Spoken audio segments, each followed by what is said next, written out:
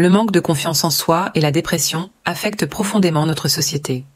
Ces états psychologiques peuvent affaiblir mentalement une personne et dans certains cas, la pousser à des extrémités. Alors, comment peut-on y remédier? Le manque de confiance en soi est souvent lié à la dépression. Quand vous doutez constamment de votre valeur, cela affecte vos humeurs, pouvant entraîner des troubles plus graves. Plus votre manque de confiance est profond, plus la dépression risque de s'installer. Si vous trouvez ce contenu utile, n'oubliez pas de vous abonner, de liker et de nous suivre pour que d'autres puissent aussi en bénéficier. Une faible estime de soi n'est pas la seule cause de la dépression, mais elle y contribue énormément. Quand on doute de soi, on se sent inférieur, ce qui fragilise notre capacité à affronter les chocs émotionnels. Une personne avec une faible estime de soi a plus de risques de sombrer dans une dépression et de subir une emprise psychologique. Quels signes montrent un manque de confiance en soi? Ils peuvent être nombreux, se sentir incompris, inférieur ou coupable de ne pas avancer dans la vie. Le regard des autres et la critique peuvent aussi vous effrayer, révélant un manque d'assurance. En parallèle, les signes de la dépression sont multiples, aussi bien physiques que psychologiques. Fatigue extrême, troubles du sommeil, changement d'appétit sont courants. Du côté psychologique, la tristesse, la perte d'intérêt pour les activités et la peur de l'échec sont des signes évidents. Dans les cas graves, les pensées suicidaires peuvent surgir.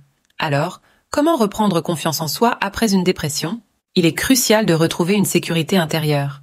Un moyen efficace est de trouver un endroit rassurant où vous pouvez vous ressourcer et vous sentir en sécurité. Cela peut être aussi simple que votre chambre ou un parc. Une autre méthode consiste à pratiquer des activités physiques. Le sport permet de renforcer votre mental tout en améliorant votre bien-être physique. De plus, il est essentiel de rester entouré de vos proches pour ne pas sombrer dans la dépendance affective. Entretenir des relations sociales aide à augmenter votre assurance et à réduire le stress lié au regard des autres. Le syndrome de l'imposteur est un autre trouble lié à la faible estime de soi. Il pousse une personne à nier ce succès, créant de l'anxiété et une forte pression. Cela mène directement à la dépression. Ce trouble montre à quel point il est vital de travailler sur l'estime de soi. Vous voyez, la confiance en soi joue un rôle crucial dans notre santé mentale. Et si ce sujet vous parle, pensez à vous abonner, liker et nous suivre pour aider d'autres personnes en difficulté. Certains pourraient confondre le narcissisme avec une bonne estime de soi, mais ils sont fondamentalement opposés.